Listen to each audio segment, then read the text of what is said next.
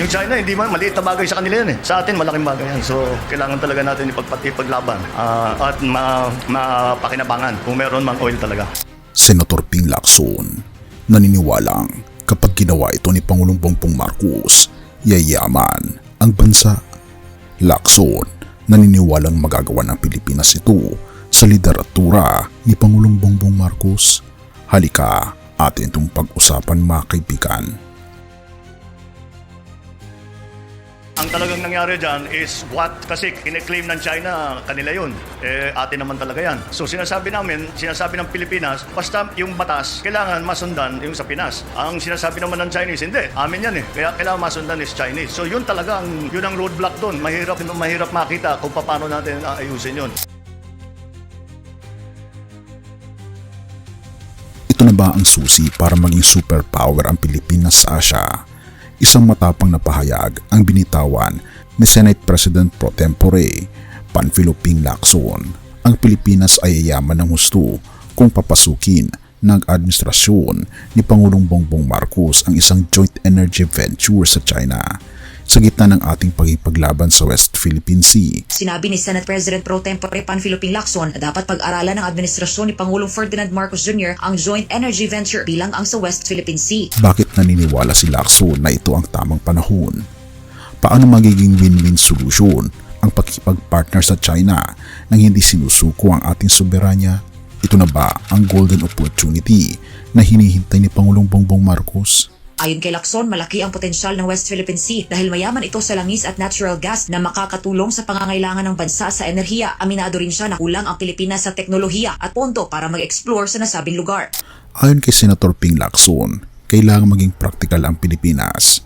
Aminado ang senador na bagamat alam nating siksik sa natural gas at langis ang West Philippine Sea, kulang tayo sa technical at financial na kakayahan para makuha ito ng mag-isa. Sabi ni Lacson, kasi sayang yayaman tayo doon. Sa kabilang banda, ang China ang may hawak ng teknolohiya at kagamitan. Therefore, ang pagsasama ng likas na yaman ng Pilipinas at teknolohiya ng China ang nakikitang paraan ni Lacson para wakasan ang krisis sa enerhiya. Iginit niya ng anumang kasunduan ay dapat sumunod sa 60-40 sharing na probisyon ng saligang batas. Pero ito ang mahalagang kondisyon. Hindi tayo basta-basta papasok. Naninindigan si Lacson na dapat sundin ang 60-40 provision ng 1987 Constitution. Ibig sabihin, dapat 60% ang sa Pilipinas.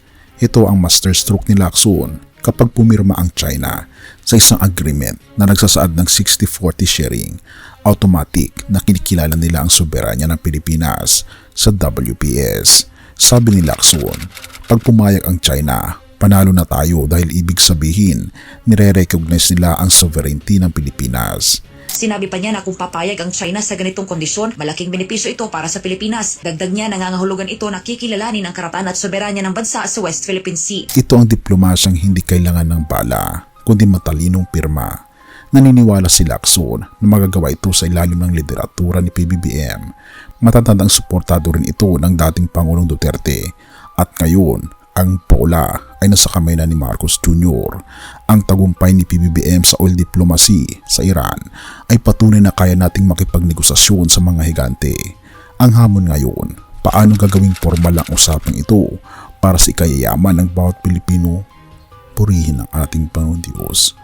Ang katarungan ng ating Panginoon Diyos ay makikita sa yaman ng kalikasan na ibinibigay niya sa isang bansa at napapakinabangan ng mga mamayan ito. Ang paggamit ng karunungan sa pagkipag-ugnayan ay tanda ng isang mabuting katiwala. Sabi sa Kawikaan 8 verses 12 and 18, akong karunungan ay nananahang kasama ng katalinuhan. Ang mga kayamanan at karangalan ay kasama ko. Oo, ang nanatiling kayamanan at katwiran. Ang biyaya ng ating Panginoon Diyos ay ang likas na yamang nakatago sa ilalim ng ating dagat.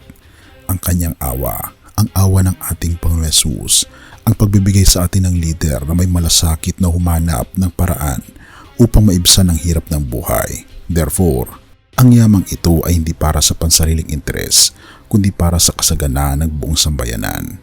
Kaibigan, ang tunay na kayamanan ay hindi lamang ginto o langis, kundi ang tunay na kayamanan ay ang karunungan mula sa itaas. Lumapit tayo sa ating Panginoon Hesus Siya ang nagbubukas ng pintuan ng oportunidad sa gitna ng mga pagsubok. Purihin ang ating Panginoon Diyos at tayo manalangin. Ama naming Diyos na makapangyarihan sa lahat na nasa langit. Salamat po sa mga likas na yaman na ibinibigay mo sa Pilipinas. Dinadalangin po namin ang karunungan para kay Pangulong Marcos at sa aming mga mababatas na tulad ni Senator Lacson. Naway makahanap sila ng paraan na mapakinabangan ang aming mga yaman na inyo pong ibinigay sa amin. Ang aming yaman nang hindi isinasuko ang aming karapatan. Pagpalain niyo po ang aming ekonomiya at ilayo kami sa anumang hidwaan. Pero higit sa lahat o aming Panginoon Diyos, naway ikaw ang kilalanin naming tunay na may-ari ng lahat ng aming tinatamasa. Pinupuri po namin kayo at pinapasalamatan, o aming Panginoon Diyos, sa inyo pong dakilang pag-ibig at pag-aalaga sa amin. At kami po, Panginoon, ay walang-wala kung wala po kayo. At kung hindi dahil sa inyo, ay wala po kayong matatamasang pagpapala. Salamat po sa aming Panginoon Kristo at patuloy niyo po kaming gabayan at patawarin sa lahat ng aming mga pagkukulang at pagkakasala. At salamat po sa pagtinig ng aming mga panalangin at salamat po sa aming Panginoon Kristo na siyang nabayubay sa krus para sa aming kaligtasan. Sa matamis na pangalan ng aming Panginoon Jesus, idinadalangin po namin ito. Amen.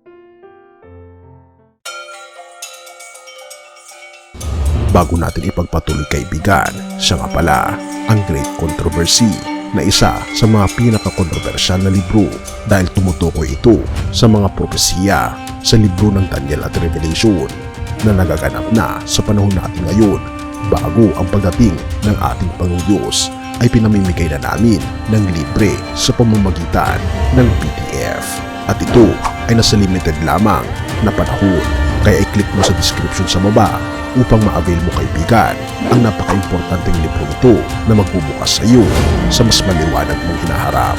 Purihin ang ating Panginoong Diyos at tayo magpatuloy.